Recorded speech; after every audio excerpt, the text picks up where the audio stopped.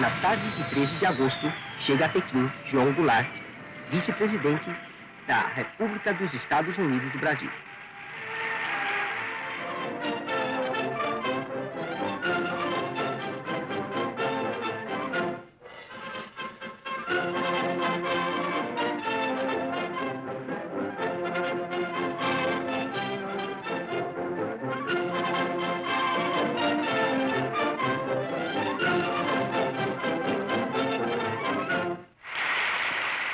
Sou portador de uma mensagem ao povo chinês, mensagem de amizade do povo brasileiro.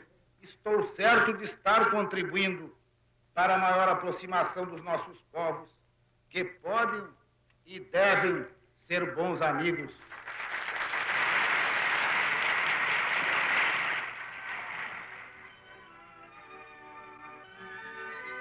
Zhou Enlai, primeiro-ministro do Conselho de Estado, entrevista-se com o vice-presidente João Goulart.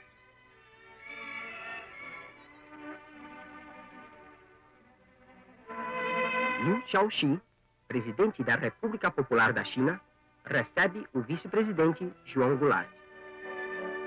Os hóspedes de honra visitam o Museu de História da Revolução Chinesa. Esses caracteres chineses dizem: distribuamos a terra, a golpe de machado, inauguremos um novo mundo, e a golpe de foice, cortemos o universo velho. No dia 23 de agosto, o vice-presidente João Goulart termina sua visita à China e parte de Cantão para regressar ao Brasil. Chen Shen, vice-governador da província de Quantum, e outros dirigentes da província e da cidade, assim como multidões cheias de emoção, despedem-se dos hóspedes de honra na estação ferroviária.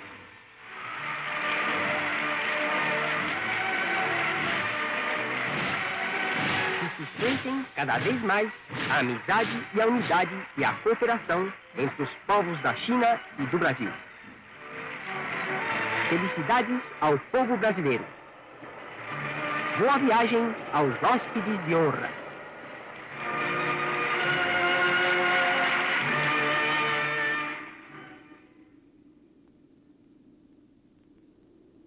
Passava pouco das 6 horas da manhã quando o presidente Jânio Quadros, como de hábito, trancou-se em seu gabinete. Naquele dia, porém, ele rascunhou os termos de sua renúncia que horas depois encaminharia ao Congresso Nacional, despertando os políticos de uma sonolenta sessão de sexta-feira. Sem que nada em sua expressão ou nos seus gestos traísse a decisão tomada, Jânio compareceu à cerimônia do Dia do Soldado. Vencido pelo que chamou de forças terríveis em seu bilhete de renúncia, foi fotografado pela última vez como presidente ao lado das forças ocultas. O ministro da Marinha, Silvio Eck, soou o alerta. Dar posse ao vice-presidente João Goulart era levar o país a uma guerra civil. Estava montado o cenário para o golpe. Eu fui cientificado da renúncia por um telefonema do chefe do cerimonial da Presidência da República, ministro Macedo Soares. E imediatamente me ocorreu a ideia de reunir no Itamaraty aqueles amigos que eu pudesse convocar imediatamente, a fim de que nós prestássemos uma homenagem ao presidente que se retirava. E, felizmente, essa ideia teve sucesso, porque reuniram-se no Itamaraty não apenas meus amigos pessoais, como aqueles diplomatas que estavam então no Rio de Janeiro. Havia poucos em Brasília, a mudança da capital era recente, e muitos funcionários. Funcionários desde os mais humildes, os porteiros, os contínuos, os motoristas do Ministério, até aqueles de representação profissional que se encontravam no Rio de Janeiro. Então, nós abrimos um champanhe em homenagem ao presidente e, como uma espécie de conservadorismo tradicional, oferecendo aos presentes a última recepção do Itamaraty. Ele recebeu a notícia em Singapura, no Hotel Raffles, pela madrugada. Uma agência telegráfica americana telefonou e queria que ele dissesse alguma coisa sobre a renúncia do Jânio Quadros. Renúncia que ele soube naquele momento a notícia, né? Que ficou surpreendido. E me recordo, quer dizer, soube depois, que um dos acompanhantes participantes dessa missão, que era o senador Barros de Carvalho, do PTB. E logo disse: "Ô, doutor Jango, vamos abrir uma champanhe para comemorar o futuro presidente." Mas o Jango era um homem muito precavido, né? Um homem com o pé no chão, né? E disse: "Olha, Barros, você quer tomar champanhe, não é inconveniente, vamos mandar buscar uma champanhe no bar. Agora, não para comemorar a minha chegada à presidência, mas sim em homenagem ao imprevisível."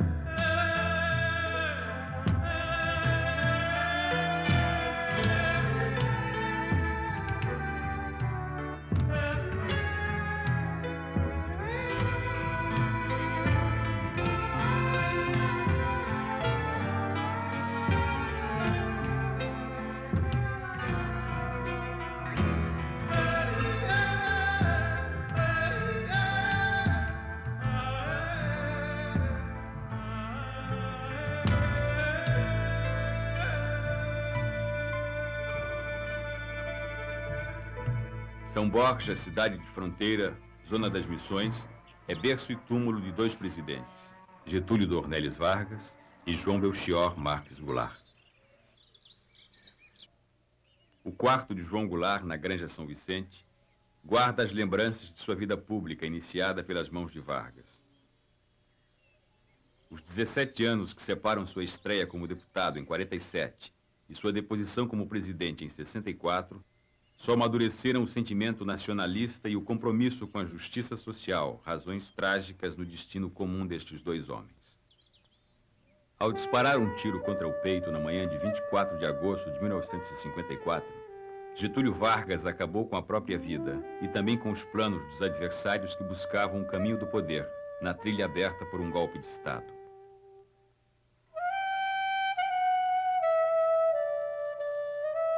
Tudo mudou naquelas horas que separam o suicídio de Vargas e a deposição, exigida na véspera por um ultimato militar.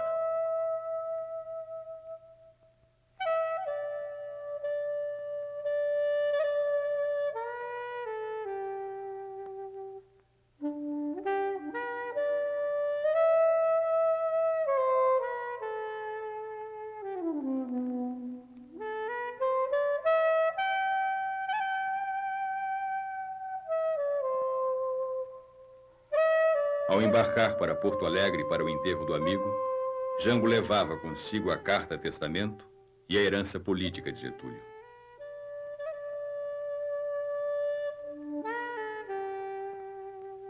Nascido a 1º de março de 1918, Jango, 7º filho do casal Vicente e Vicentina Goulart, ricos proprietários de terras, teve uma convivência espontânea com os peões da fazenda. A juventude passada em Porto Alegre foi dividida entre a alegria da vida boêmia e os rigores da academia. No país dos bacharéis, também formou-se em direito e fez rápida escalada política. Deputado estadual em 47, federal em 50, secretário do Interior e Justiça no Rio Grande do Sul, presidente nacional do PTB. Em 1954, quando Getúlio precisou trocar os acenos por compromissos com as classes trabalhadoras, Jango saiu da sombra, convocado para o Ministério do Trabalho. Lado a lado no ministério sentavam-se personagens da velha República, companheiros de Getúlio da Revolução de 30, experientes políticos. João Goulart, aos 36 anos, representou o desejo de Vargas de injetar sangue novo na política brasileira. Jango assumiu o ministério quando os marítimos em greve lutavam por melhores salários. Mediou o conflito favorecendo com sua influência as reivindicações dos grevistas. Para comemorar o 1º de maio, preparou um presente justo para os trabalhadores: o aumento de 100% no salário mínimo. Getúlio concedeu o aumento, mas demitiu Jango porque o reajuste salarial acendeu o rastilho de uma crise militar que explodiu num manifesto assinado por 42 coronéis. O Brasil e o Exército há muito tempo vinha acompanhando a luta ideológica. E essa luta ideológica tomou um impulso muito grande quando o senhor João Goulart foi ministro do Trabalho de Getúlio. Ele, cercado por elementos de esquerda no seu ministério, começou a tomar medidas que preocuparam os chefes militares. E os coronéis, acompanhando o quadro brasileiro, resolveram dar um alerta aos seus chefes militares generais e escreveram um manifesto com a finalidade de mostrar essa preocupação e o caminho que o Brasil estava seguindo para a sua esquerdização. Essa é a finalidade do manifesto. Esse manifesto foi escrito por um conjunto de militares na Escola Superior de Guerra e no Estado-Maior do Exército. O redator foi o general Golbery. O homem que mais articulou foi o então general Adhemar de Queiroz. A campanha contra Getúlio foi implacável. Gregório Fortunato, chefe da guarda pessoal do presidente, tentou calar a oposição à bala. O atentado, que feriu o jornalista Carlos Lacerda e matou o major da aeronáutica Rubens Vaz na madrugada de 5 de agosto, facilitou a conspiração contra o governo. O desfecho dramático da crise com o suicídio do presidente tirou dos conspiradores o sabor da vitória. Candidato derrotado ao Senado em 54, nas eleições de 55, Jango trouxe os votos da área trabalhista que o elegeram vice-presidente e levaram Juscelino Kubitschek à presidência da República. Antes da posse, o casamento. Em 12 de maio de 1955, Jango casou com Maria Teresa Fontela, gaúcha, também de São Borja. Na vice-presidência, foi o avalista do sorridente JK junto à classe operária. Garantindo a estabilidade necessária para a JK aplicar o seu plano de metas e acelerar a industrialização, o apoio político do PTB resguardou o salário e a liberdade do trabalhador. Aberto o caminho da pacificação, funcionam no Brasil as regras constitucionais. No exercício da presidência, assumida durante as viagens de JK, Jango somou a prática da administração à sua experiência política. A visita à União Soviética no final de 1960 fez do vice-presidente João Goulart o primeiro dirigente latino-americano a furar a barreira ideológica armada pelo Ocidente em torno de Moscou. Recebido por Alexei Kosygin e Leonid Brezhnev, altos dirigentes soviéticos, ampliou os horizontes políticos do Brasil. Rompendo o alinhamento automático com os Estados Unidos, projetou o país na vanguarda das nações não alinhadas. Jango não poderia ir à União Soviética sem ver o túmulo de Lenin, herói da Revolução Comunista de 1917. A visita protocolar impressionou os chefes militares que, em 1961, tentaram impedir a sua posse. Ao visitar Leningrado, porto onde a história da Rússia feudal começou a naufragar, Jango foi conhecer o cruzador Aurora, de onde partiram os primeiros tiros da Revolução Bolchevique. Estas imagens voltariam à sua lembrança ao anistiar os marinheiros brasileiros que se rebelaram em 1964.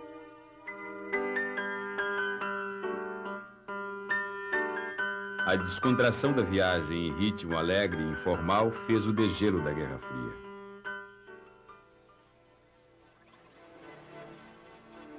Robôs, mãos mecânicas, átomos.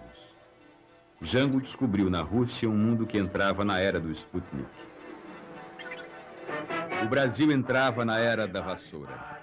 A vitória de Jânio Quadros nas eleições presidenciais em outubro de 1960 tornou possível para a UDN matar sua fome de poder. Carlos Lacerda, Afonso Arinos e Magalhães Pinto foram os anfitriões da festa que converteu Jânio num udenista novo. Faixas, acenos, abraços e aplausos animaram o ritual da conversão. O Brasil estava contagiado pela febre janista. Dessa maneira, Jânio Quadros, esperança desse povo abandonado. Varre, varre, varre, varre, varre, vassourinha. Varre, varre a bandalheira. E o povo já está cansado de sofrer dessa maneira, Jânio Quadros. Para o PTB e os grupos de esquerda, o Marechal Henrique Teixeira Lotz surgiu como candidato ideal à presidência da República.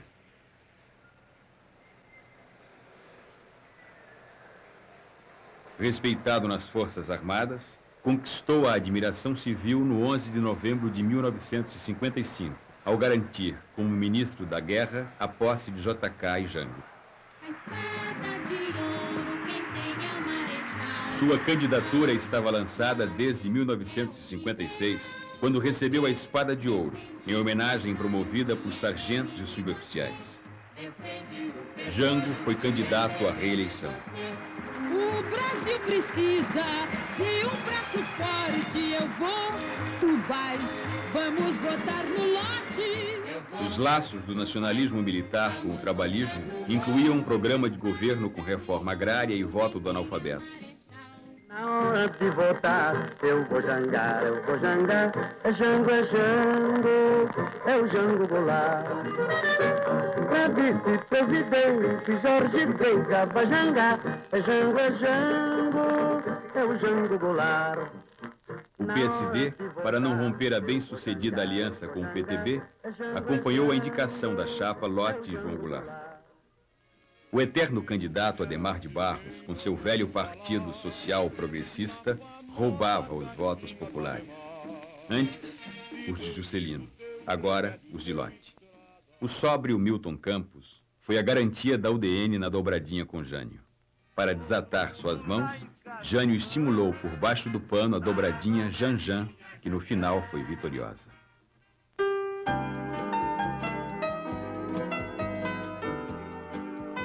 Os 5 anos de JK sacudiram o Brasil. A modernização contagiou o país com a epidemia do novo. Bossa nova, cinema novo, nova capital. Sua arquitetura arrojada tornou-se a moldura futurista de um país que exibia antigos contrastes. JK partiu seguro de que voltaria. Quase 6 milhões de votos levaram Jânio ao poder. Logo sacaria uma surpresa da Capitola. Jânio iniciou um programa de reformas morais. Acabou com as corridas de cavalo durante a semana, adotou o slack como uniforme, fechou as rinhas de galo e proibiu o uso de biquínis na televisão. O país, que precisava de um estadista, tinha, enfim, um delegado de costumes. O governo cambaleava na ambiguidade. A política interna moralista selava seus compromissos com os padrões da classe média. Medidas econômicas como a Instrução 204, que criava a taxa única do dólar, beneficiavam os exportadores e investidores estrangeiros. O fim da subvenção na agricultura provocava a elevação no preço dos alimentos, aumentando a inflação. A política externa obedecia a outro modelo. A visita do presidente Sukarno abria as fronteiras de um novo entendimento com o bloco dos não alinhados, que se formou no início dos anos 60. Então, o presidente tinha uma espécie de contradição entre a expansão da personalidade brasileira no meio internacional e a limitação da sua situação econômico-financeira.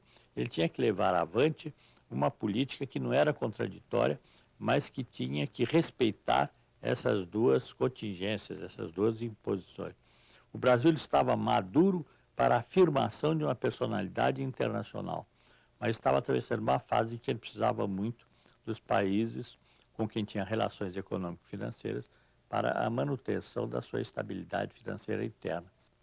A condecoração de Ernesto Che Guevara foi um gesto ousado demais para o gosto dos aliados internos do governo. Carlos Lacerda, até então seu mais poderoso aliado, rompeu com Jânio e abriu a crise que desembocaria na renúncia.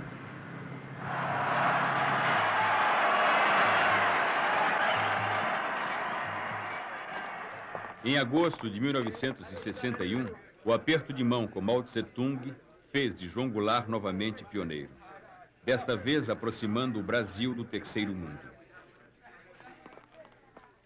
Jango rompeu as barreiras que separavam o Ocidente da República Popular da China. Na viagem a Pequim, ele repetiu o ritual do degelo com Moscou. Para Jango, a amizade entre os povos superava as fronteiras ideológicas.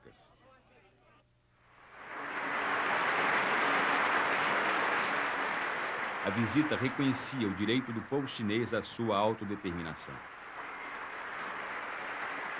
Meus amigos chineses, nestes poucos dias de convívio com o povo chinês e com os seus dirigentes, pude ver que esta não é a velha China, cheia de lendas e superstições, que os povos ocidentais encaravam com um misto de vago temor e uma admiração reverencial pelo desconhecido.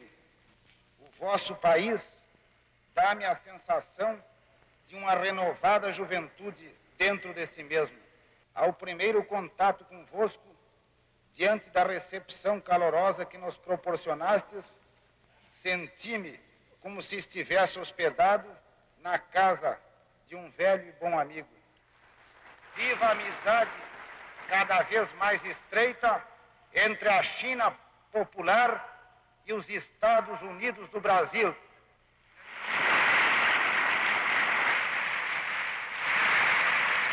Viva a amizade dos povos asiáticos, africanos e latino-americanos.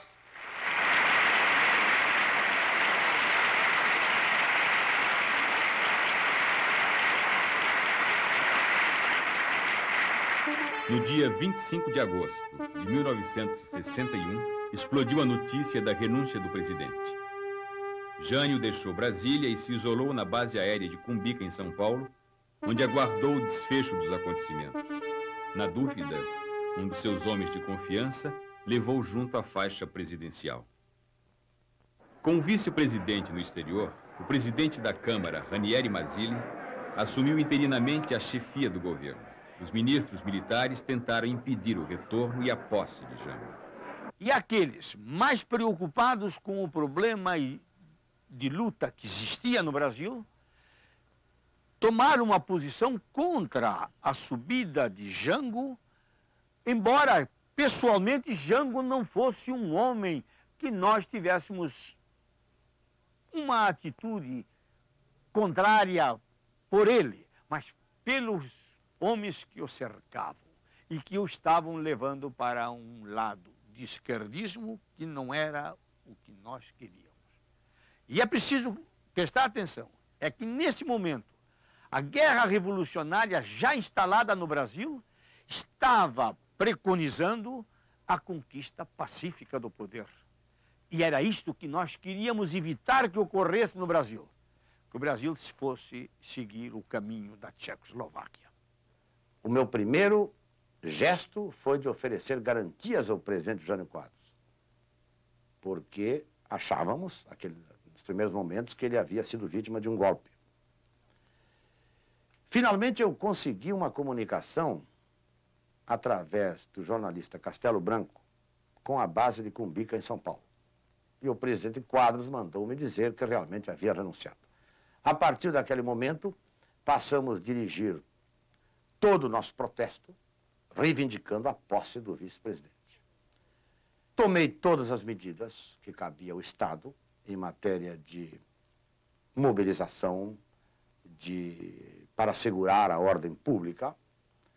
Comuniquei-me com o comandante do Terceiro Exército, dizendo que, diante da situação, que ele também sabia, cabia ao Estado tomar todas as providências para resguardar a ordem pública.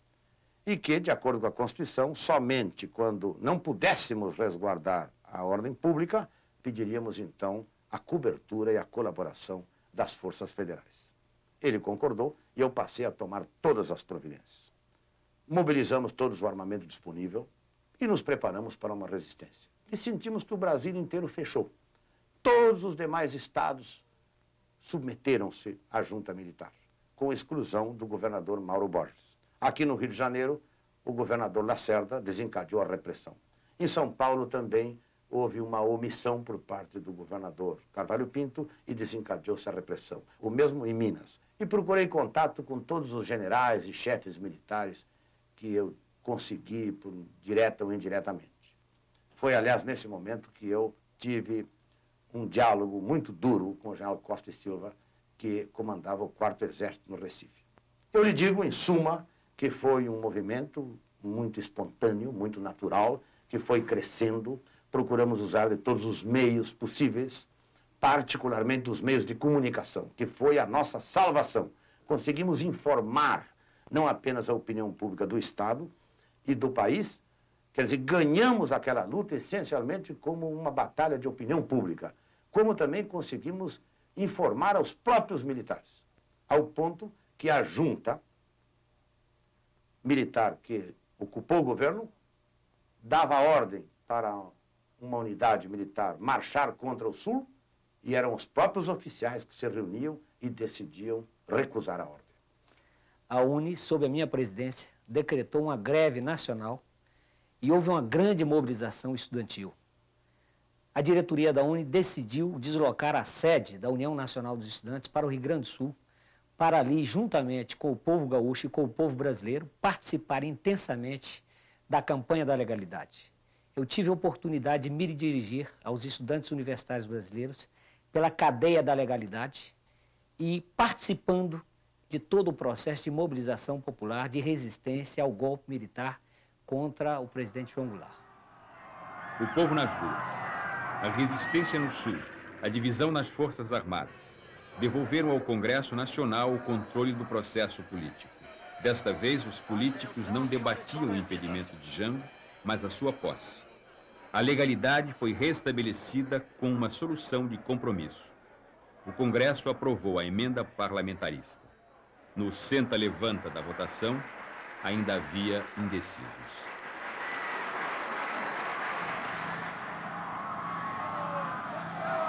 Para a viagem de volta, João Goulart exibiu habilidade e paciência. Ao saber da renúncia, retornou imediatamente ao Brasil pelo caminho mais longo. Paris, Nova York, Buenos Aires e Montevidéu. A rota do Pacífico. Da sacada do Palácio Piratini, acenou para a multidão que o aclamava.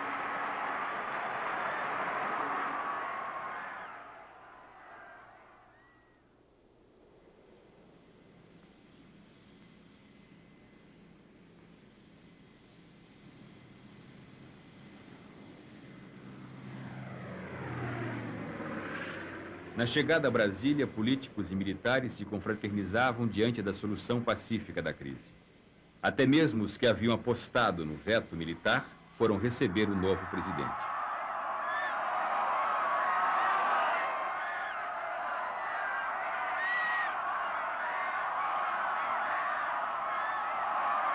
Os coronéis de 54 estavam divididos.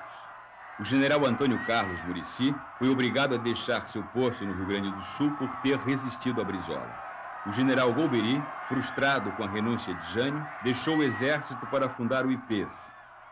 O general Ernesto Geisel, comandante militar do Planalto, desarticulou a Operação Mosquito, planejada por oficiais da FAB que pretendiam derrubar o avião que trazia Jango a Brasília.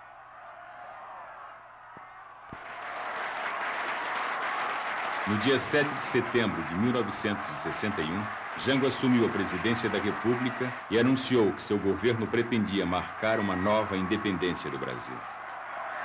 Sabem os partidos políticos, sabem os parlamentares, sabem todos que, inclusive por temperamento, inclino-me mais a unir do que a dividir.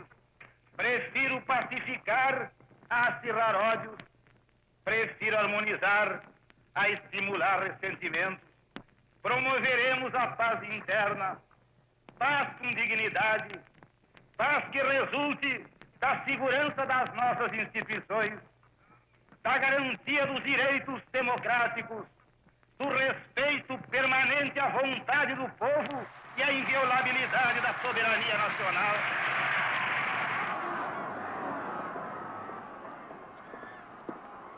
O deputado Ranieri Mazzilli, do PSD, devolveu a faixa presidencial a João Goulart.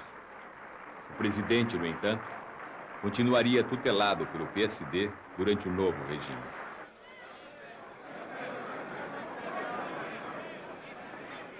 O primeiro gabinete parlamentarista teria a marca da moderação e o estilo do premier Tancredo Neves.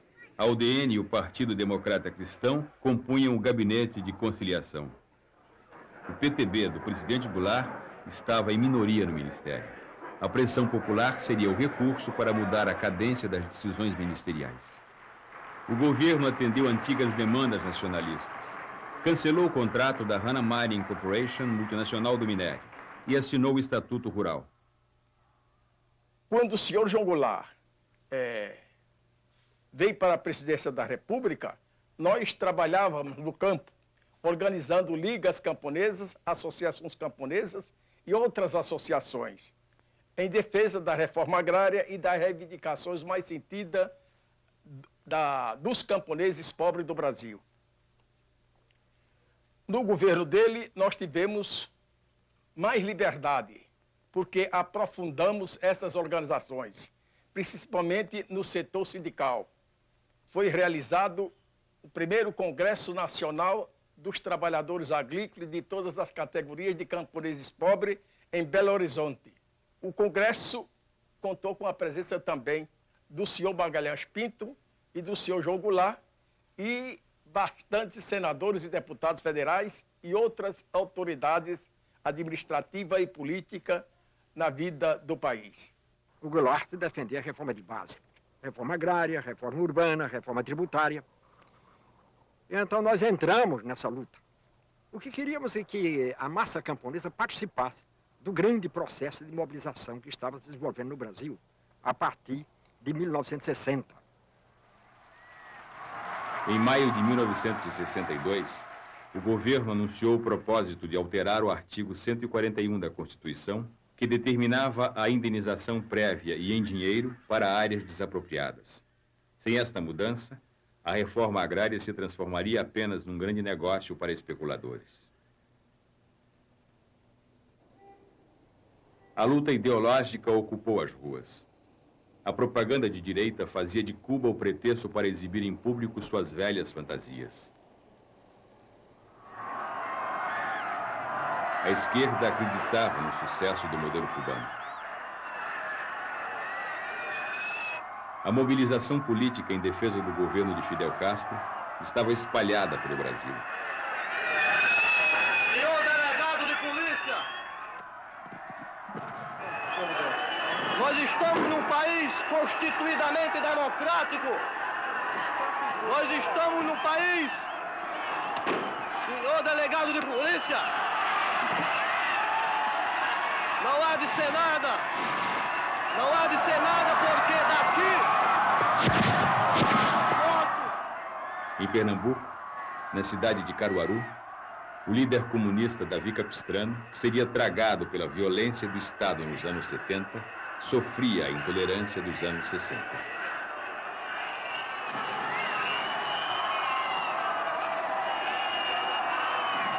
Apelo para a classe operária de Caruaru. Eu convoco todos os membros do Partido Comunista em Caruaru.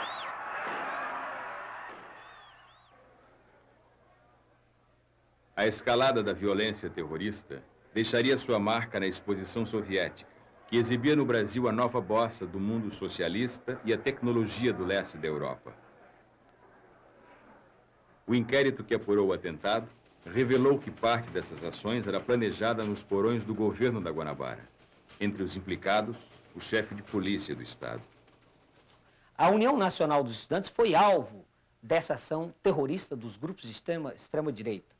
O movimento anticomunista desencadeou uma ação contra a União Nacional dos Estudantes, metralhando a sede da UNE. Na verdade, o que estava ocorrendo é que se organizava no Brasil uma corrente fascista, organizações paramilitares que se organizavam, a direita se organizava, financiado por organizações estrangeiras, posteriormente, inclusive, tomou-se conhecimento disso. Tudo isso com uma razão muito clara: impedir a participação do povo na política, conter a participação dos trabalhadores, conter a participação da classe operária, conter a participação dos trabalhadores rurais, conter a participação dos estudantes. Porque nós estávamos exatamente numa caminhada para um processo de democratização maior, democratização econômica, democratização da propriedade da terra, democratização do poder político, democratização do saber. E as classes dominantes brasileiras, no seu racionalismo, quer dizer, os grandes grupos estrangeiros, as empresas multinacionais, quer dizer, os latifundiários, a grande burguesia brasileira, não podia admitir nem mesmo as limitadas reformas de base que o presidente Jango Goulart queria implantar no Brasil. O lance mais ousado do governo brasileiro foi sua política externa. O Itamaraty estabeleceu a diplomacia do não alinhamento, desatando os nós que prendiam os interesses do Brasil às decisões tomadas em Washington. O governo reatou relações com a União Soviética, votou contra a política colonialista na África e apoiou o direito de Cuba à sua autodeterminação. A política externa esbarrou nas fronteiras da dependência econômica. A pressão norte-americana levou o ministro Santiago Dantas a Washington, onde, sob um clima frio, negociaria os limites da dívida brasileira. Creio que estes dias de contato com as autoridades financeiras americanas e internacionais em Washington se desenvolvem dentro do que tive a oportunidade de anunciar ao povo brasileiro antes de partir do Brasil, e que os seus resultados corresponderão à expectativa do povo brasileiro. A saber, o Brasil não pretende aumentar imoderadamente o seu endividamento e, pelo contrário, o que deseja é estabelecer condições que lhe permitam enfrentar os seus compromissos de acordo com sua capacidade de pagar. A viagem de João Goulart aos Estados Unidos em abril de 1962 conteve temporariamente o afastamento entre os dois países.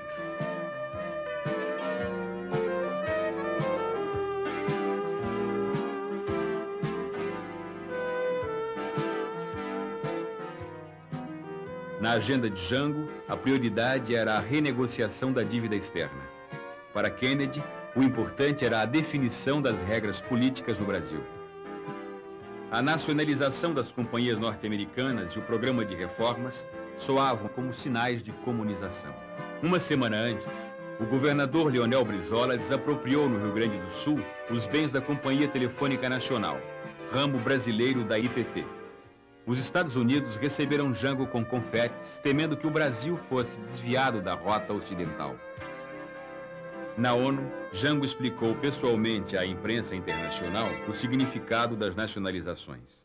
A necessidade que nós sentimos de colocar em pauta a desapropriação das companhias dentro de fórmulas de entendimento foi exatamente pelas dificuldades que elas estavam criando no momento no meu país.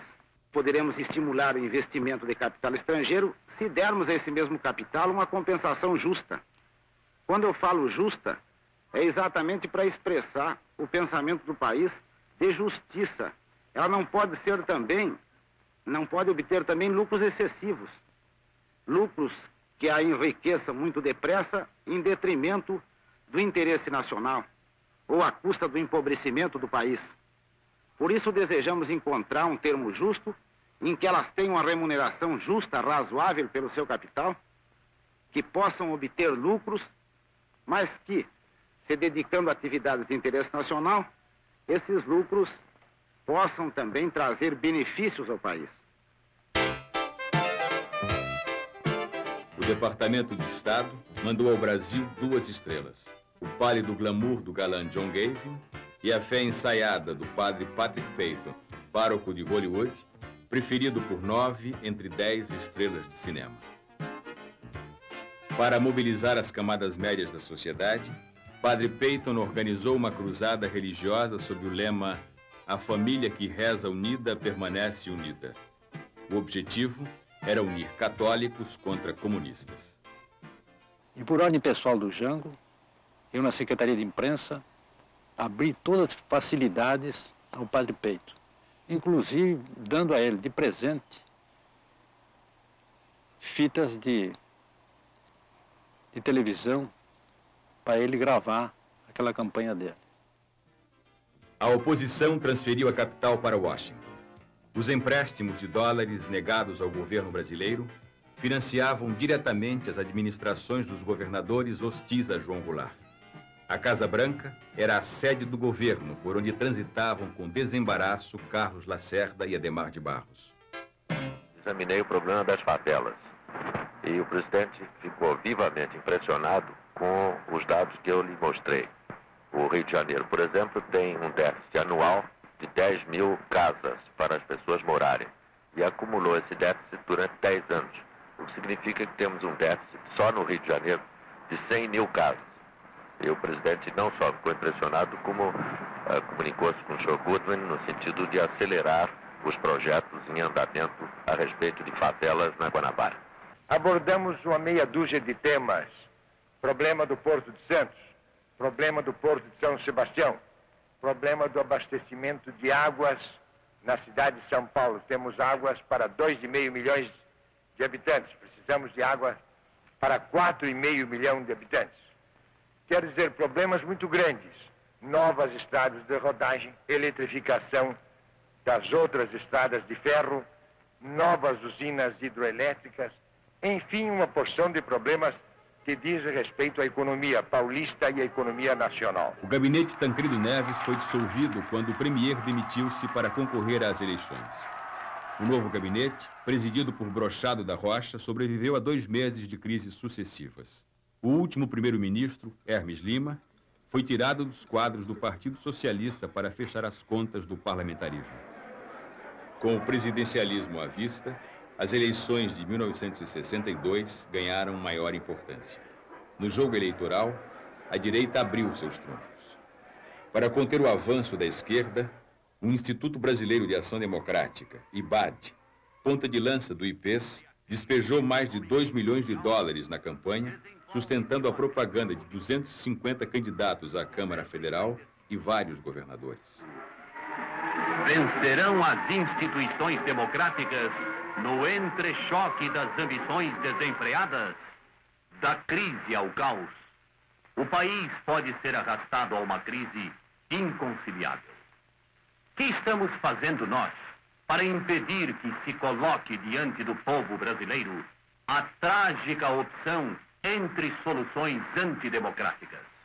Nós, os intelectuais, nós, os dirigentes de empresa, nós, os homens com responsabilidade de comando, nós que acreditamos na democracia e no regime da livre iniciativa, não podemos ficar omissos enquanto a situação se agrava dia a dia. A omissão é um crime. Isolados, seremos esmagados. Somemos nossos esforços. Orientemos no sentido único a ação dos democratas para que não sejamos vítimas do totalitarismo. E é justamente para coordenar o pensamento e a ação de todos aqueles que não querem ficar de braços cruzados diante da catástrofe que nos ameaça, que é necessário criarmos um organismo novo, com uma mensagem nova para a nova realidade do Brasil de hoje. Temos uma finalidade básica: evitar que a difícil situação que o país atravessa venha a comprometer nossas instituições democráticas e tradições cristãs. O Instituto de Pesquisas e Estudos Sociais tem essas finalidades básicas. Seus objetivos são claros e definidos. A ele caberá executar um plano que leve a esses objetivos: fortalecimento das instituições democráticas, superação do subdesenvolvimento, estabilização da moeda, moralização e eficiência da estrutura governamental. Mas o IPES não pode ficar em palavras. É preciso agir. O derrame de dólares não conteve a vitória de políticos comprometidos com as reformas. A bancada da UDN diminuiu e a do PTB aumentou. O PSD manteve a maioria. O novo Congresso ganhou outras feições. Os políticos reagruparam-se em frentes. De um lado, a Frente Parlamentar Nacionalista. Do outro, a Ação Democrática Parlamentar, trincheira da reação contra as reformas. Um dos aspectos mais importantes da atuação dessa direita parlamentar, que embora na Ação Democrática Parlamentar, de ação democrática pouco ou nada tinha, foi justamente conseguir transformar a atuação legislativa num palco para conflitos. Conflitos que certamente eram baseados em reais interesses econômicos, mas que eram apresentados como batalhas ideológicas. O povo, convocado para decidir a sorte do sistema parlamentarista, devolveu a Jango os poderes que lhe foram tirados. 15 milhões de eleitores foram às urnas. Quase 10 milhões disseram não ao parlamentarismo. Restava a Jango 3 anos de governo. O presidente, em minoria no Congresso, organizou o Ministério de Conciliação, onde o PSD tinha maioria e a esquerda maior influência.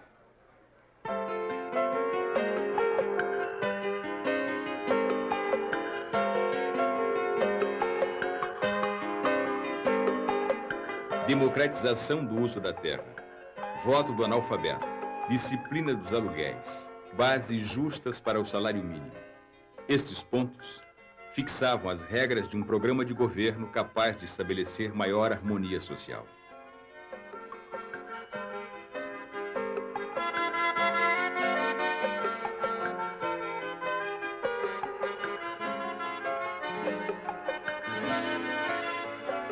Jango propunha o fim da fome e da miséria, num país onde a justiça sempre foi o lado obscuro da democracia.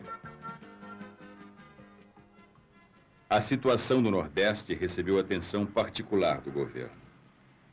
Sobre os planos do presidente, recairiam em 64 as mesmas acusações feitas a ele, ministro do Trabalho, em 54. Fomentador de greves, articulador da luta de classes, inimigo do capitalismo. Os trabalhadores rurais, mobilizados pelo processo de transformação social, eram despertados contra a secular miséria do campo. A perspectiva de pequenas mudanças num país de grandes desigualdades reacendeu ilusões. Milhares de trabalhadores, sem terra e sem trabalho, embarcaram nesse trem de esperanças, saltando das páginas da literatura para o cenário político. Jango, com as reformas, fez o Brasil viver sua utopia.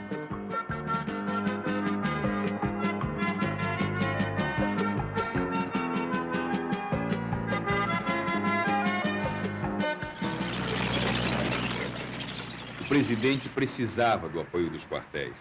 A tradição de intervenção militar na vida política já não tinha sabor de aventura. O improviso da década de 20 deu lugar à ideologia no final dos anos 40. A Escola Superior de Guerra, formada em 1950 nos moldes do War College norte-americano, montou seu próprio modelo político, baseado no conceito de segurança e desenvolvimento. Em desafio ao regulamento disciplinar, os sargentos elegeram 2 representantes nas eleições de outubro de 62. Inconformados com a decisão da lei que impugnou a posse dos eleitos, os sargentos, seguindo uma tradição militar, se rebelaram. Jango teve que puni-los para não deixar um rombo na disciplina que podia botar a pique o próprio governo. Sindicatos, estudantes e políticos mobilizaram-se em favor dos revoltosos. O presidente anistiou os sargentos, tomando uma decisão que tradicionalmente só beneficiava a oficiais. A atuação política dos sargentos atemorizava os chefes militares. O general Osvino Alves, homem de fé nacionalista e prestígio na tropa, fazia um esforço pessoal no comando do 1º Exército para puxar o apoio da oficialidade para o governo.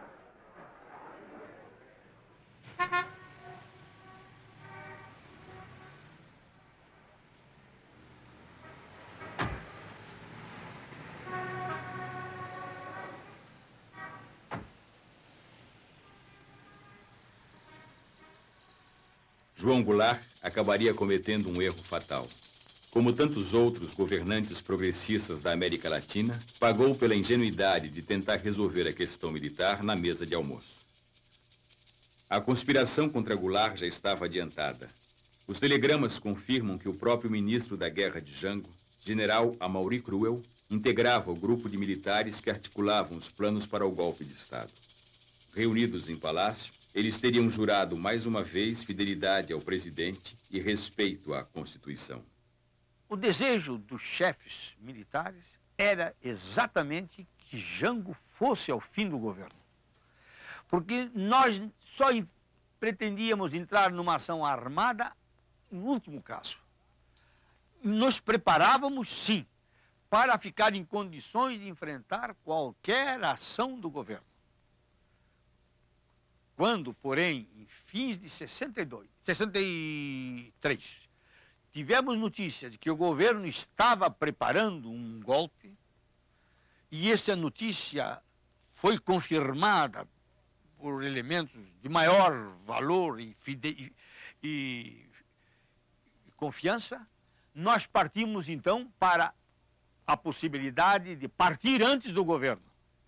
A tendência das Forças Armadas é a intervenção, porque o hábito no Brasil é os conflitos sociais serem dirimidos pela intervenção das Forças Armadas. Então, são próprias forças políticas participantes desse conflito que convidam as Forças Armadas a participar. A maneira de evitar isso é a neutralidade das Forças Armadas como corporação, só possível com a divisão política e ideológica das Forças Armadas. A crise econômica, com uma inflação que ameaçava romper a barreira dos 100%, seria um dos freios dos avanços sociais. O Comando Geral dos Trabalhadores, o Grupo Compacto do PTB, Leonel Brizola e a União Nacional dos Estudantes exigiam as reformas de base como solução imediata. O plano trienal de Celso Furtado e Santiago Dantas sugeria primeiro o saneamento da economia. Esse é um ponto muito importante, porque nos põe a mão no que era a própria natureza do governo João Goulart. João Goulart não havia sido eleito presidente da República. Ele havia sido, na verdade, parte de uma coligação PSD-PTB. E quem estava em primeiro plano era o PSD, que era o partido majoritário. Ao assumir a presidência da República, ele teve que recompor essas forças. E se criou, então, diria eu, uma dicotomia, mas uma dupla orientação no governo, ou nas forças de apoio ao governo. Um grupo se empenhava em retomar completamente o controle da situação. Quer dizer, uma economia em desordem, que, como expliquei, por forte pressão inflacionária, balança de pagamentos, problemas externos e internos. E era necessário retomar o controle disso. E minha opinião, na época já, era que não se retoma o controle, senão crescendo, de uma forma ordenada. Daí o plano trienal. Isso é o espírito do plano trienal. Eu dizia, se tomamos o controle da situação, pomos a economia para crescer, então é possível introduzir as reformas que são a essência mesma da política do governo. Por isso o plano trienal terminava indicando as reformas de estrutura que eram necessárias. mas elas vinham como uma decorrência de um maior controle sobre a economia e, portanto, da formação já de um consenso em torno dessa solidez ao governo. O que aconteceu foi que os distintos grupos que apoiavam o governo não se entenderam sobre isso, pelo menos sobre, não digo, essa estratégia, não se entenderam. E havia poderosos grupos que consideravam que era mais importante era lançar imediatamente a bandeira das reformas. E foi nisso que não se formou consenso. E o presidente João Goulart ficou um pouco entre os dois grupos. Bombardeado pelos sindicatos e pelos empresários, o plano trienal não saiu da gaveta. Como remédio para a crise econômica, tinha um efeito insuportável para o governo: a contenção dos salários. O Comando Geral dos Trabalhadores, completamente absorvido pelos debates institucionais, abandonou o fortalecimento de suas bases sindicais. O CGT trocava o trabalho na linha de produção junto aos operários pela atuação na linha de frente junto aos políticos. A greve era uma palavra de ordem só atendida pelos trabalhadores das empresas estatais, às vezes com o apoio discreto dos operários da indústria e do comércio. Quando o Comando dos Trabalhadores percebeu o equívoco, era tarde. O mês de março já se aproximava. Jango pretendia reformar a face do capitalismo brasileiro, diminuindo as desigualdades sociais, dando-lhe um aspecto mais humano, menos selvagem. Entre seus aliados, muitas vezes seus objetivos eram confundidos com a intenção de acabar com o capitalismo. Outras tantas, de não pretender acabar com o capitalismo. Tinha que compor sua estratégia de ação, lutando ainda contra o desconforto pessoal de ser o presidente rico de um país pobre. O presidente não desprezava a influência da igreja. A Jango cabia convencer a alta hierarquia católica que as reformas sociais que pretendia iriam estabelecer no Brasil os princípios de justiça que o próprio cristianismo pregava. Os núcleos brizolistas, organizados em todo o país nos grupos de 11, escancaravam a luta de Brizola pelo poder com o slogan: cunhado não é parente, Brizola para presidente. As ligações de parentesco eram um obstáculo que a Constituição impunha. A proposta de alteração na lei municiou o arsenal da propaganda contra o governo. Travestida de defensora da Constituição, a direita se fortalecia. O alarido da campanha convenceu a classe média, setores militares, igreja e empresários de que o governo queria mudar a Constituição para acabar com a democracia. Numa entrevista ao jornal Los Angeles Times, o governador Carlos Lacerda anunciou que os militares brasileiros já discutiam a data certa para depor João Goulart. Os ministros militares, indignados, pediam a punição de Lacerda.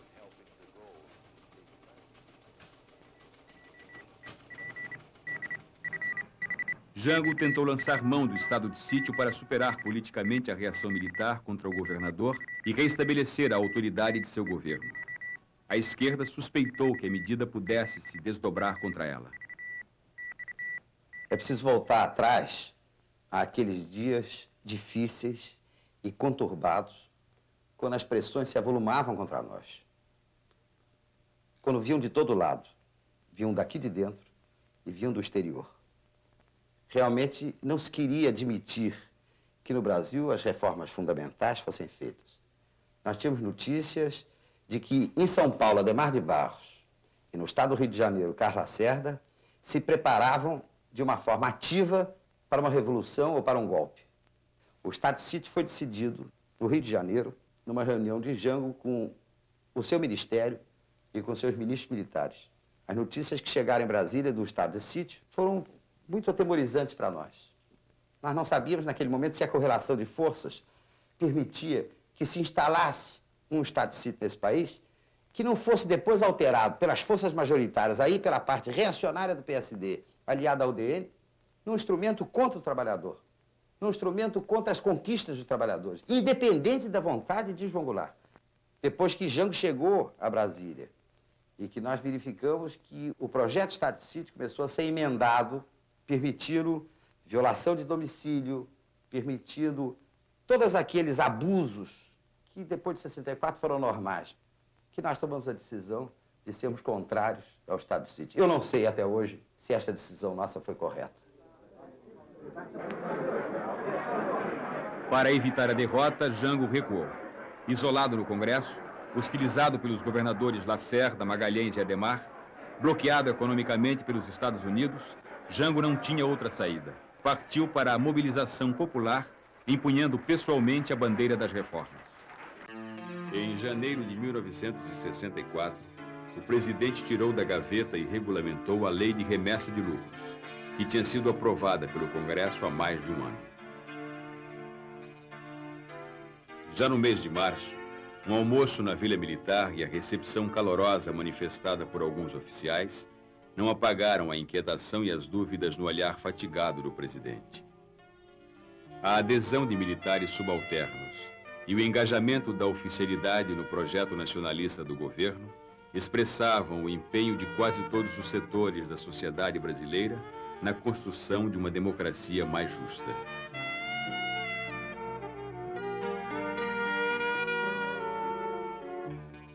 O fantasma das reformas que apavorava a classe dominante brasileira ganhou corpo no mês de março. Na sua estratégia de mobilização popular, o governo convocou um grande comício no Rio de Janeiro. O comício da Central, como ficou conhecido, foi marcado para uma sexta-feira, 13. Tudo foi cuidadosamente preparado. Dos alto-falantes à segurança, nada podia sair errado quando o presidente levasse a mensagem das reformas ao povo. Estava pronto o cenário para o último ato. O mês de março de 64 foi um mês de grandes atividades e de grandes preocupações. A subversão levada pelo governo estava em crescimento dia a dia e nós já tínhamos decidido enfrentarmos o que fosse feito pelo governo. Quando veio o comício do dia 13, nós recebemos esse comício quase como um assinte, uma bofetada no Exército, feito ao lado do quartel-general, com cartazes francamente subversivos da ordem democrática. Aquilo chocou profundamente aos militares. E dias antes do dia 13, eu tomei conhecimento, por um oficial meu subordinado, de que havia um grupo de oficiais que pretendia acabar com o movimento da maneira mais violenta possível. Eu julguei aquilo muito grave. Levei o fato ao conhecimento do general Castelo Branco no Estado-Maior do Exército e do general Costa Silva no Departamento de Produção e Obras. Ambos, e particularmente o general Castelo, ficaram muito preocupados e disseram: mas não pode haver isso, o comício deve se produzir, o comício nós não devemos interferir e é preciso evitar que isso aconteça. Realmente era importante que aquilo acontecesse, porque nós tínhamos consciência de que a revolta no Exército aumentaria contra um governo que estava querendo desestabilizar a democracia no Brasil. Por esse motivo, eu e outros companheiros, entre eles o general Aragão, que também tomou conhecimento deste preparativo, atuamos e no dia 13, pela manhã, ao chegar ao quartel-general, eu procurei um desses elementos que estava no grupo e perguntei: fulano, como é que está? Está resolvido? Não vai haver? General, não, ninguém vai interferir. Só não consegui falar com um. Você sai e vai falar com esse um. O comício não pode ter a menor interferência nossa. A consequência foi imediata. No dia seguinte, no Ministério, todo mundo só comentava o comício e a revolta era generalizada. Isto é, nós tínhamos ganho numerosos elementos que ainda não tinham decidido romper com a legalidade, que é muito difícil, como eu já disse. Então, o comício do dia 13 nos deu uma série imensa de elementos corretos, leais e que estavam ainda presos à ideia da legalidade absoluta. Bem, o Comista Central é uma espécie de tentativa para acelerar o processo das reformas, né? E muita gente o aconselhou que ele não fizesse aquele comício, que seria, sob certos aspectos, uma provocação. E que ele não anunciasse aquelas reformas, muitas que talvez não fossem possíveis de realizar. Aí o Jango, me lembro bem, declarou: não, eu não tenho problema de ordem de ficar ou não no governo. O meu problema é que eu tenho que realizar essas reformas. Eu prefiro cair e cair de pé.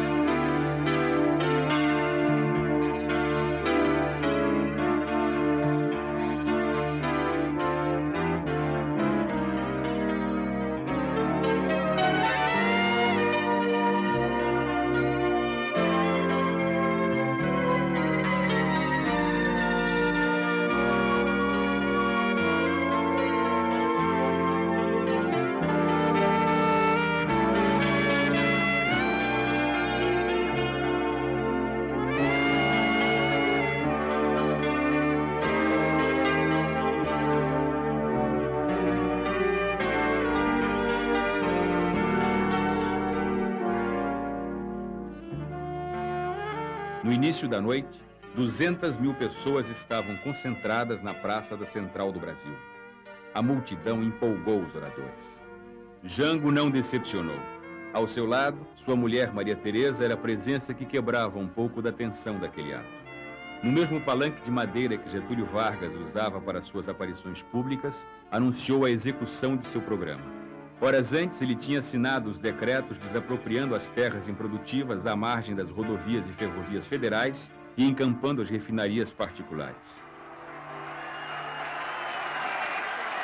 Trabalhadores do campo já poderão então ter concretizada, embora em parte, a sua mais sentida e justa reivindicação, aquela que dará um pedaço de terra própria para ele trabalhar, um pedaço de terra para ele cultivar. Aí então, o trabalhador e a sua família sofrida, irá trabalhar para ele, porque até aqui ele trabalha para os donos da terra que ele aluga, ou para os donos da terra que ele entrega sua produção.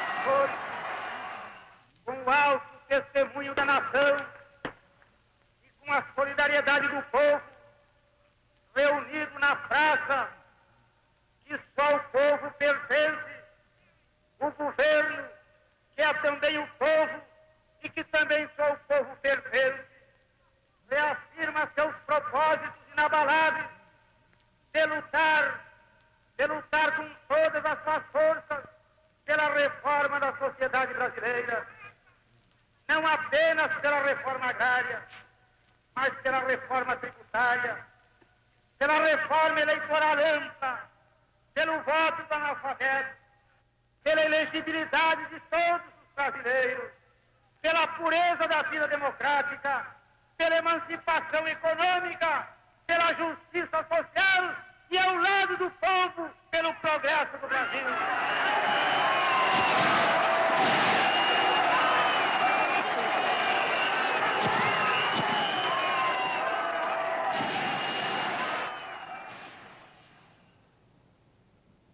Em São Paulo, a classe dirigente também se mobilizou contra as reformas. Com o apoio do governo do Estado, da sociedade rural e dos setores da igreja, foi organizada a Marcha da Família com Deus pela Liberdade. Ex-combatentes de 32 e as 400 paulistas levavam o rosário numa das mãos e na outra cartazes com alguns de seus mandamentos. O civismo matará o comunismo. defesa da Constituição e da legalidade. Jango retirou-se com a família para São Borja na Semana Santa de março de 1964.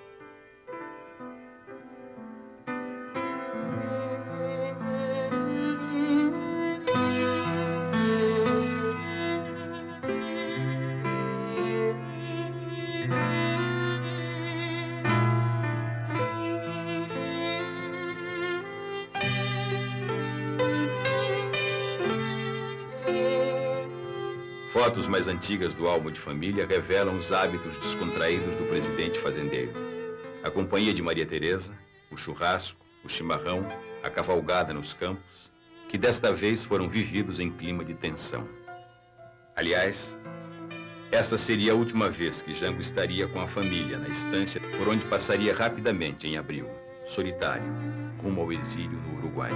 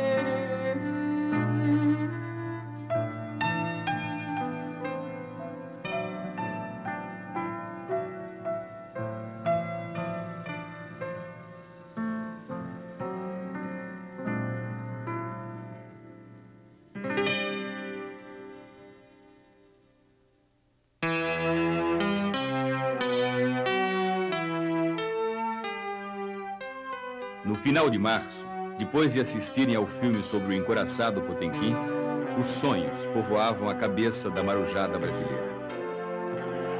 Sitiados no Sindicato dos Metalúrgicos durante a comemoração do 2º aniversário de sua associação, mantida à revelia da Marinha, centenas deles exigiam seus direitos: libertação dos companheiros presos, melhoria da alimentação e o direito de casar. Estava lá, como exemplo e testemunha, o velho João Cândido, herói sobrevivente da revolta que acabou com a chibata em 1910.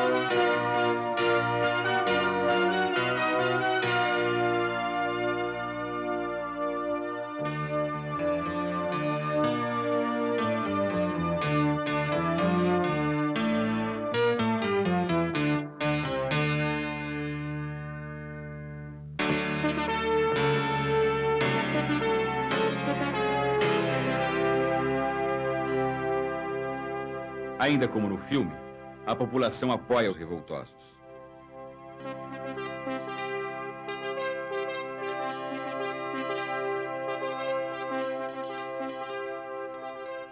Amotinados no clube naval, em nome da disciplina, os oficiais exigiam a punição dos rebeldes. De volta ao Rio, Jango encontra uma solução. Os marinheiros são presos e, em seguida, libertados.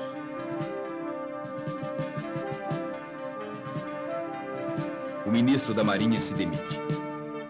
O ministro do Exército, Jair Dantas Ribeiro, deixou o posto e foi internado vítima de uma crise renal. O impacto do episódio nas Forças Armadas provocou a adesão de oficiais legalistas ao movimento que depôs o presidente. Para eles era insuportável ver a hierarquia esfacelada. Já havia rumores de um levante militar quando o presidente compareceu no dia 30 de março à sede do Automóvel Clube para ser homenageado pela Associação dos Sargentos e Suboficiais da Polícia Militar. O presidente falou energicamente que não permitiria a subversão em nome da ordem. Seu improviso de saudação aos subalternos era uma advertência tardia aos oficiais superiores.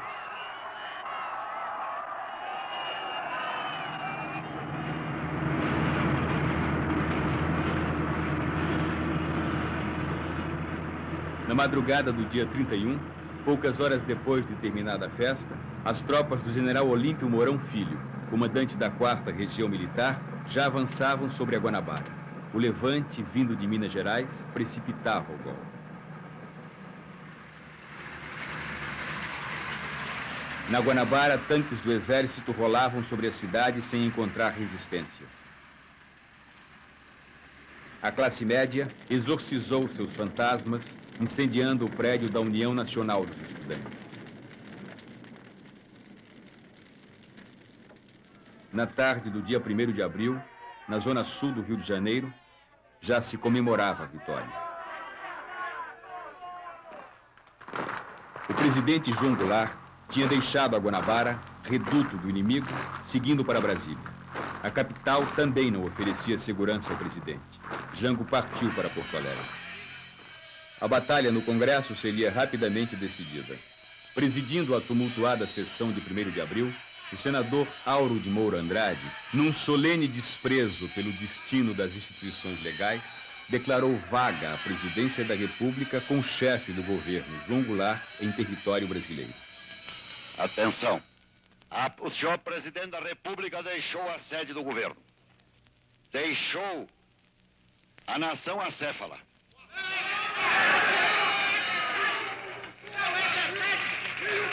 Numa hora gravíssima da vida brasileira, em que é mister que o chefe de Estado permaneça à frente do seu governo. Abandonou o governo. E esta comunicação faço ao Congresso Nacional.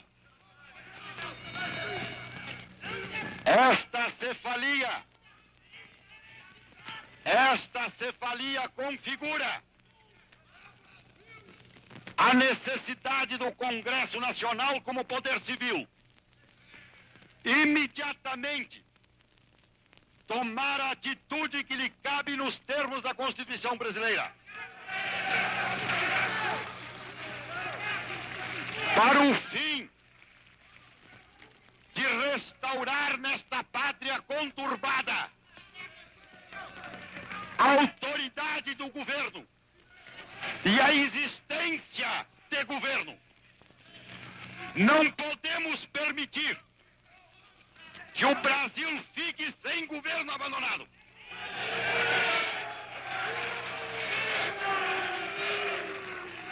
Há sob a nossa responsabilidade a população do Brasil, o povo, a ordem. Assim sendo, declaro vaga a presidência da República.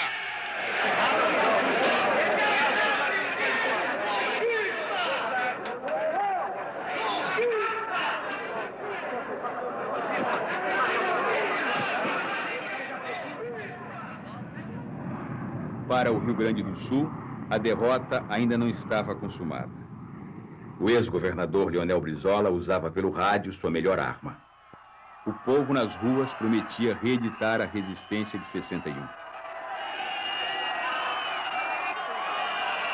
Quando o presidente João Goulart chegou a Porto Alegre, já em plena crise, houve uma reunião na residência do comandante do Terceiro Exército, que era o general Nadário Telles.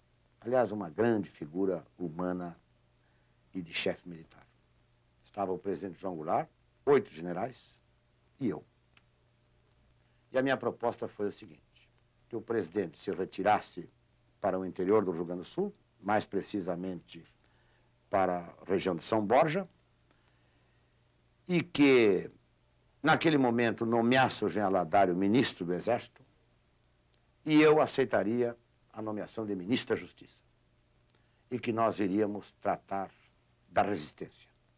Pediu a palavra ao general Nadário e disse que estava inteiramente de acordo com a minha proposta, que o Terceiro Exército possuía armamento para organizar corpos de civis que poderiam atingir a mais de 100.000 homens, além das tropas do Exército, e que considerava a situação complexa, difícil, que possuía alguns bolsões dentro do Terceiro Exército, mas que ele considerava possível defender a legalidade.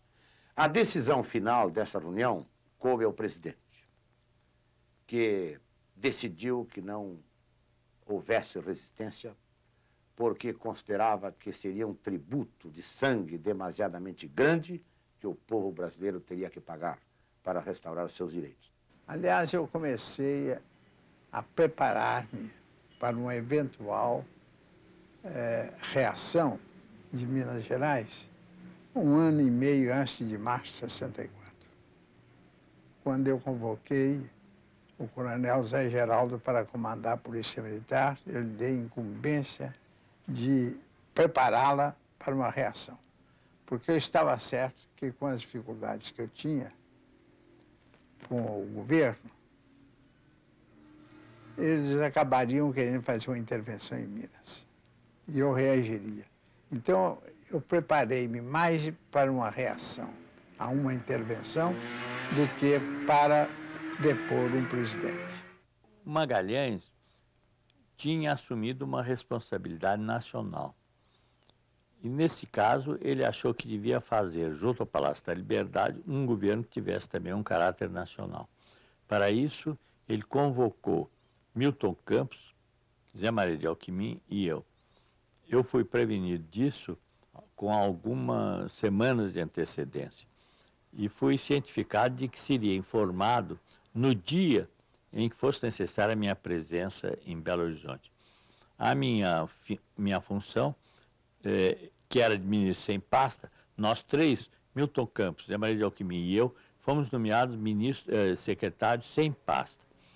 E a minha função de secretário sem pasta era a obtenção de um eventual apoio internacional para o reconhecimento da nossa condição de beligerância, caso as condições efetivas do movimento que se preparava chegassem até esse ponto.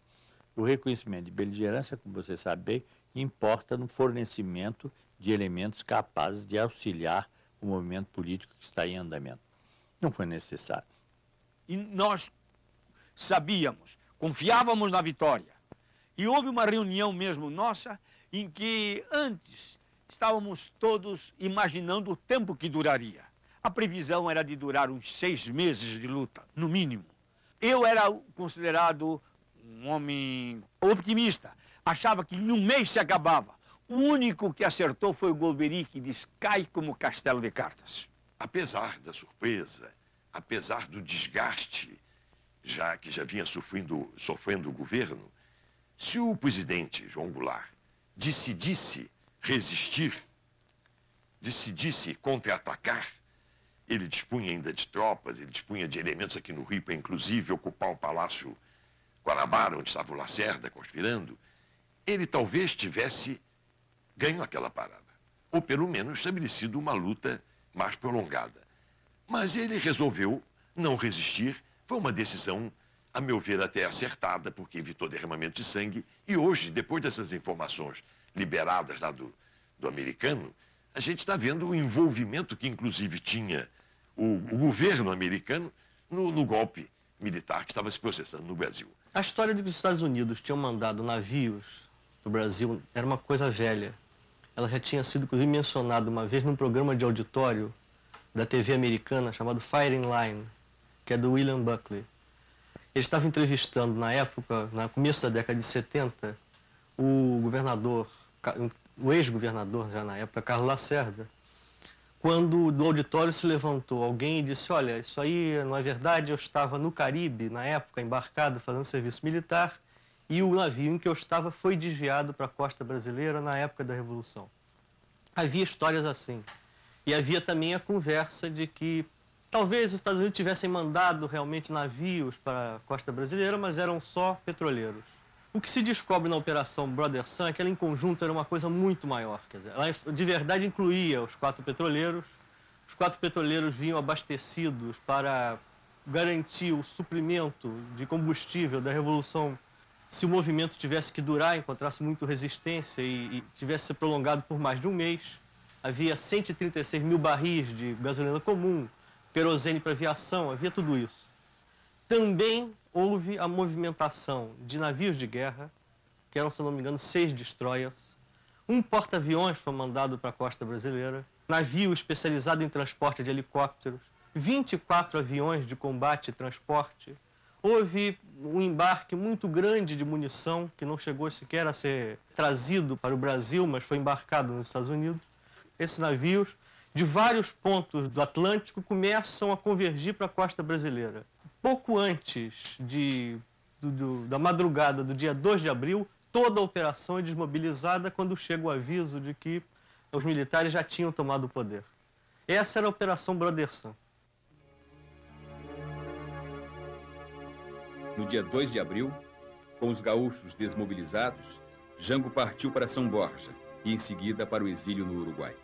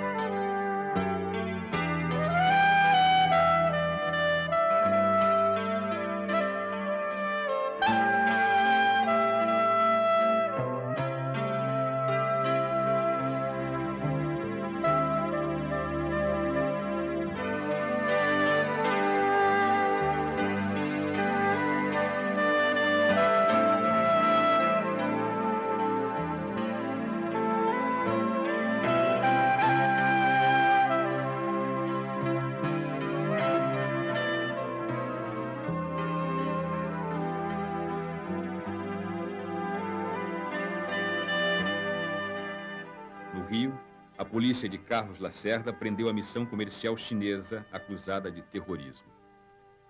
Coube ao velho defensor de presos políticos Sobral Pinto provar a inocência dos diplomatas. O líder comunista Gregório Bezerra, arrastado pelas ruas do Recife, foi jogado na cadeia.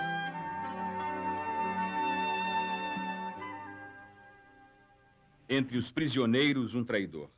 O soldado José Anselmo dos Santos, conhecido como Cabo Anselmo, dirigente da Associação dos Marinheiros e líder do motim no Sindicato dos Metalúrgicos, anos depois, seria denunciado como infiltração da polícia pelos militantes da luta armada. No Rio de Janeiro, a classe média faria a versão carioca da Marcha da Família com Deus pela Liberdade, já com a vitória assegurada. O direito de nascer. Este furor cívico seria logo depois capitalizado para a campanha De Ouro para o Bem do Brasil, uma tentativa de resolver os problemas econômicos do país com atos de caridade patriótica. Ao chegarem no Rio, Mourão e Magalhães receberam cumprimentos pela vitória de um movimento que aparentemente chefiava. Em minha interpretação, ocorreram 2 golpes em 64. O primeiro golpe foi um golpe típico latino-americano. Algumas forças civis apoiando um movimento militar que que surgiu lá em Minas Gerais e que realmente, seus aspectos exteriores, era realmente o que nós conhecemos da história da América Latina. Agora, no curso daquele golpe, houve o outro, deu-se o outro, por dentro. Este foi o que ficou e acabou expelindo todos os personagens, civis e militares, que participaram do primeiro. Este foi o que permaneceu, foi este que construiu, nesse tempo, um núcleo militar e um sistema econômico. Porque, na verdade, haviam dois movimentos. O de Minas, que eu chamo que era movimento ingênuo, patriota, que queria apenas pôr ordem no país e não desejava nada de pessoal. Eu jamais desejei. Tanto que, chegado ao Rio de Janeiro, o Carlos Lacerda e o Juscelino me procuraram, dizendo que era hora de eu assumir o poder. Eu disse que não fiz movimento para assumir a presidência da República. Foi sem pleitear qualquer coisa de pessoal, o que eu queria é que o Brasil entrasse no seu caminho verdadeiro da ordem e da tranquilidade. No Rio de Janeiro, havia um grupo que se preparou muito bem. Mas esse grupo parece que Lincoln Gore estava ligado, porque esse grupo teve recursos. Nós, em Minas, fizemos com os nossos recursos próprios e poucos. E nem depois fomos indenizados, porque o presidente Castelo era do outro grupo. A escolha do general Castelo Branco inaugurou no Brasil o sistema de eleições presidenciais indiretas com candidato único resguardado por atos institucionais. Declaro empossado na presidência da República dos Estados Unidos do Brasil, Sua Excelência, o senhor Humberto de Alencar Castelo Branco. Defenderei e cumprirei com honra e lealdade à Constituição do Brasil.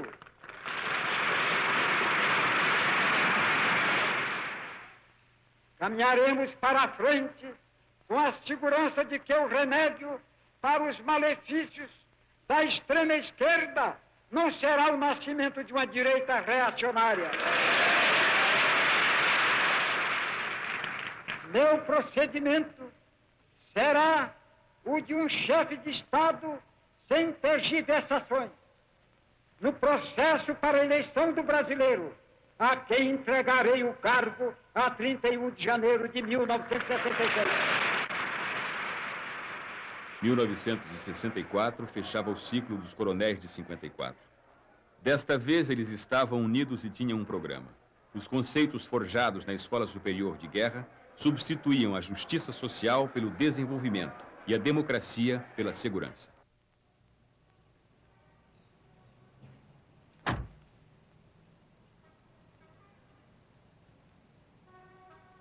O Ministério Castelo Branco tinha políticos udenistas e tecnocratas agora a serviço da nova ordem. Mas o verdadeiro núcleo do poder após 64 estava nas mãos dos companheiros de armas. O general Costa e Silva no Ministério da Guerra, o general Ernesto Geisel na chefia da Casa Militar e o general Goberido Couto e Silva, que com as fichas do IPES montou o Serviço Nacional de Informações. O governo Castelo Branco recompôs antigas alianças. Revogando a lei de remessa de lucros, reestabeleceu a crença dos Estados Unidos na democracia brasileira. Anulando o decreto de desapropriação de terras improdutivas, tranquilizou os grandes proprietários rurais. Com as novas diretrizes econômicas, o Fundo Monetário Internacional veio em socorro do aliado. O controle rigoroso dos salários financiaria o desenvolvimento e o combate à inflação. Depois de mandar para a prisão ou para o exílio as principais lideranças de esquerda e do movimento sindical, os militares desfaziam as ambições de seus aliados civis. Adhemar de Barros, governador de São Paulo, se apegou a Castelo Branco, mas foi demitido e cassado, acusado de corrupção. O sonho de Lacerda chegar à presidência acabou quando o Marechal Castelo Branco prorrogou seu próprio mandato, cancelando as eleições presidenciais de 1965.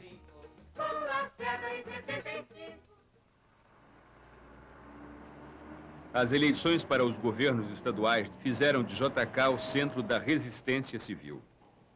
A vitória das oposições para os governos estaduais em Minas e na Guanabara inquietou o governo.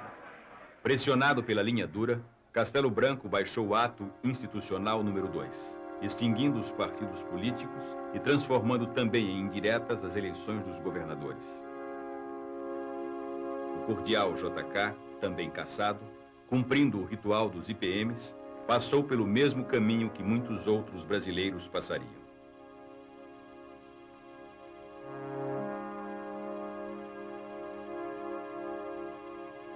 O fazendeiro Jango, exilado no Uruguai, vivia a angústia e as incertezas da espera. A volta, tão desejada, não tinha data marcada. A amargura daqueles dias tirava até mesmo dos aniversários dos filhos o sabor da festa. O desejo de ver o Brasil redemocratizado fez Jango, no exílio, aliar-se a Carlos Lacerda e a JK para formar a Frente Ampla, que logo foi proibida. Diminuía gradativamente o espaço para os movimentos de oposição. Lacerda seria o nome mais ilustre a figurar na próxima lista de cassações.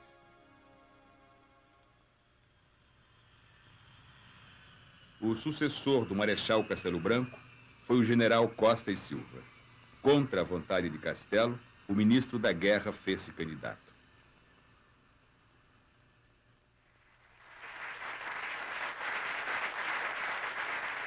No Congresso, sob aplausos da Arena e o silêncio do MDB, Costa e Silva tomou posse.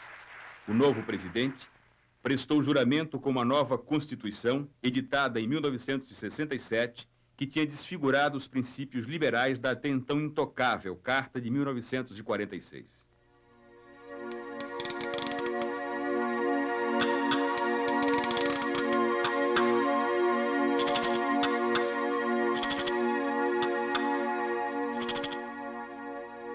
A marginalização do povo e o fracasso das soluções políticas abriram caminho para as passeatas. Os movimentos de protesto promovidos por estudantes, intelectuais e profissionais liberais, violentamente reprimidos, levaram à radicalização. A derrota do populismo provocou desencanto com as fórmulas políticas tradicionais e lançou uma nova palavra de ordem: a luta armada. Da zona das Caraíbas à Cordilheira do Sul, espalhou-se a vaga revolucionária dos anos 60. Os Tupamaros no Uruguai, Douglas Bravo na Venezuela e o padre Camilo Torres na Colômbia iniciavam a ofensiva guerrilheira. Os Rangers, treinados pelos Estados Unidos, iniciaram a grande caçada contra Ernesto Che Guevara. A sombra desafiadora de Che desapareceria em 8 de outubro de 1967. A morte do comandante das guerrilhas, tantas vezes anunciada, seria reconhecida por Fidel Castro em Havana. También es una fotografía oscura. Es esta fotografía. Podía estar seguro, siquiera, de que adoptara un mínimo de medidas de cuidado. Muchas veces ir adelante en alguna patrulla de exploración.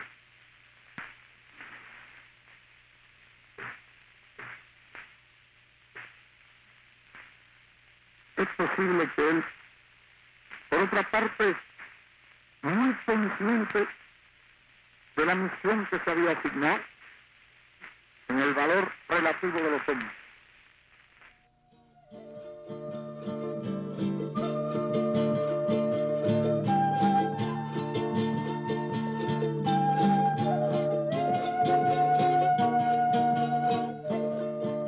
No coração da América, na província de La Higuera, na Bolívia, um helicóptero trazia amarrado o corpo de Guevara. O general Hugo Banzer fiscalizava pessoalmente a operação. Estava nervoso como um caçador inferiorizado diante da presa. Ernesto Che Guevara o revolucionário exemplar estava morto.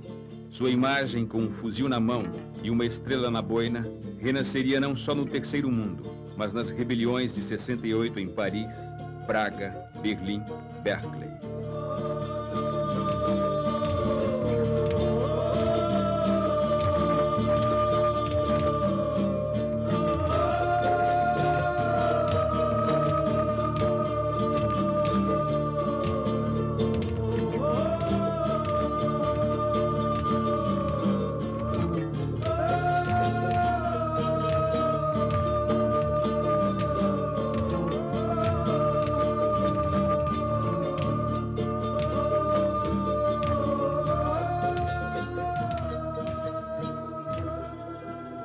O menino Edson Luiz, assassinado a tiros no Rio de Janeiro, seria a primeira vítima dos choques entre a polícia e os estudantes.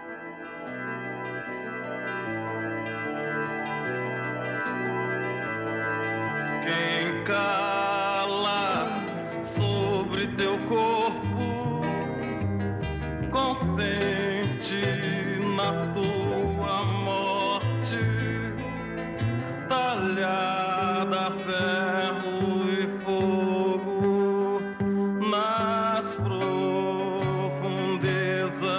do corte que a bala riscou no peito. Quem cala morre contigo, mais morto que estás agora. Relógio no chão da praça, batendo, avisando a hora que a raiva traçou. No incêndio, repetindo o brilho de teu cabelo. Quem grita vive contigo.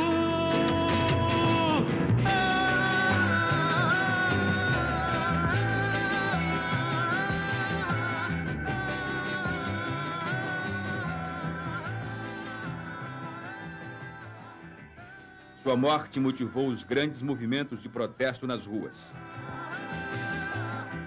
Claro, ficou decidido na Assembleia dos Intelectuais que eles comparecerão em massa passeata. Eu estarei lá, espero que vocês também compareçam. Você, Tony? Devemos comparecer todos. Eu vou como mulher, como atriz, como mãe, como cidadã. Eu vou porque eu quero que a opinião pública saiba que nós indo temos muita coragem para desmanchar o mito do que o estudante está querendo uma coisa errada e a desordem. Eles são a nossa esperança e nós estamos de braços abertos para aceitar todas as suas reivindicações. Eu me sinto orgulhosa de meus filhos participarem disso. Estarei na rua, tenho 2 filhos universitários. Eu prefiro que meus filhos estejam na rua a estarem fumando maconha, em roda de iê fumando maconha.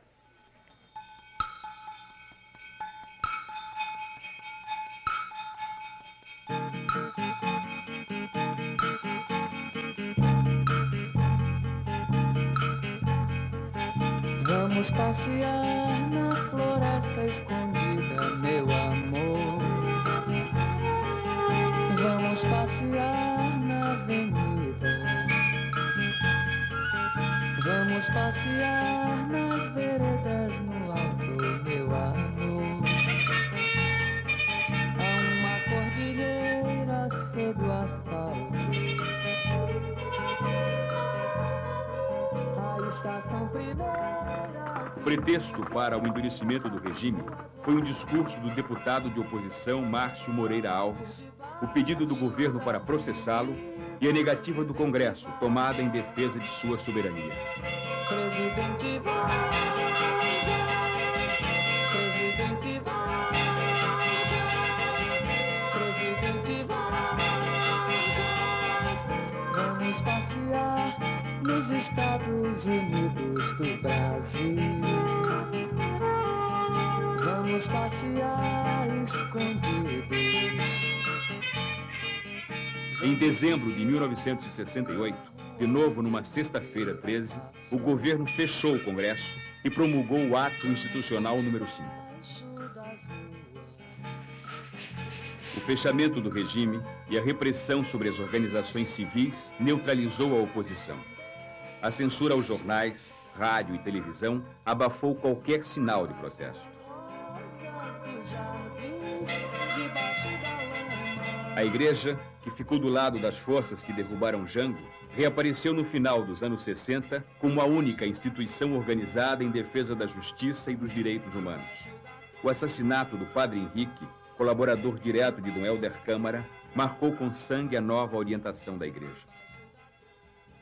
Com a perseguição, a cassação de todo o movimento popular, a obstrução dos movimentos sindicais, faz com que a igreja reste como único espaço onde o movimento popular possa se reorganizar. De certa maneira, a única instituição para a qual não se poderia nomear um general da reserva para ser o presidente da Conferência Episcopal ou para ser o arcebispo de São Paulo. Então isso faz com que o popular irrompa dentro da igreja. Depois do sucesso inicial, marcado por operações de sequestro e assalto a bancos, a guerrilha urbana isolada do povo foi esfacelada. O ex-deputado Carlos Marighella, antigo dirigente do Partido Comunista, fundador da Ação Libertadora Nacional, ALN, morreu em São Paulo numa emboscada preparada pelas forças policiais. Como me acaba de decir a los trabajadores, yo no voy a renunciar. Colocado en un tránsito histórico, pagaré con mi vida la lealtad del pueblo. No Chile, ainda foi tentada outra alternativa. Uma coalizão que congregou comunistas, socialistas, liberais e católicos progressistas elegeu o senador Salvador Allende. Candidato derrotado nas eleições de 52, 58 e 64, Allende chegou ao poder em 1970, propondo a via pacífica para o socialismo. A alegria do governo de Allende, a tentativa de conciliar socialismo com liberdade, acabou no banho de sangue financiado dos Estados Unidos. Viva Chile, viva el pueblo, vivan los trabajadores. Em 1973, a CIA e a ITT financiaram a deposição e o assassinato de Allende. Em 1975, já não restava nenhuma democracia no Cone Sul, mas este painel ficaria ainda mais sombrio. Organizações policiais e paramilitares montaram a Operação Condor, com o objetivo de impedir qualquer ação política de oposição no continente. Em Washington, uma bomba acabou com a vida de Orlando Letelier, ex-ministro de Allende. Em Buenos Aires, foi sequestrado e morto o senador Michelini do Uruguai. O general Juan José Torres, presidente da Bolívia, e o general Carlos Prates, ex-comandante em chefe do exército chileno, foram assassinados por explosões de bombas. O presidente João Goulart sabia que seu nome constava nesta lista de políticos condenados. O maior sonho dele, a maior vontade que ele tinha era de voltar ao Brasil. Eu acho que, no fundo, ele não aguentava mais essa instabilidade de ficar percorrendo países da América Latina e, mais tarde, até pensar em se radicar na Europa. Porque a vontade que ele tinha e a esperança que ele tinha era de poder voltar ao Brasil. O sonho de retorno terminou no dia 6 de dezembro de 1976. Na sua fazenda em Mercedes, na Argentina, ao lado de Maria Teresa, morreu de um ataque cardíaco.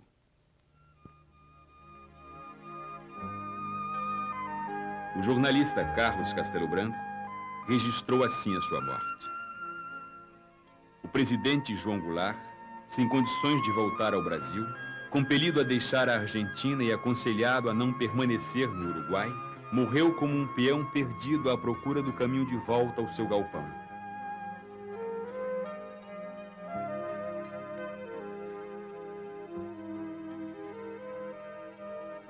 Seu desejo de voltar era muito forte. Na fração de tempo que separa a vida da morte, voltaram as imagens da juventude em São Borja, da sua posse em Brasília, do 13 de março na Central, do enterro de Vargas. Do carinho do povo e do seu papel na luta pela construção de uma sociedade mais justa que lhe valeu o destino de ser o único presidente brasileiro a morrer no exílio.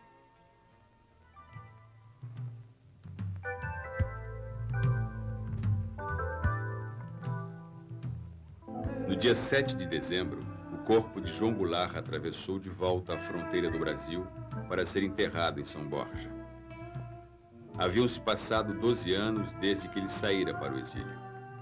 A família, os amigos e ex-auxiliares estenderam sobre o caixão do ex-presidente da República a bandeira da anistia.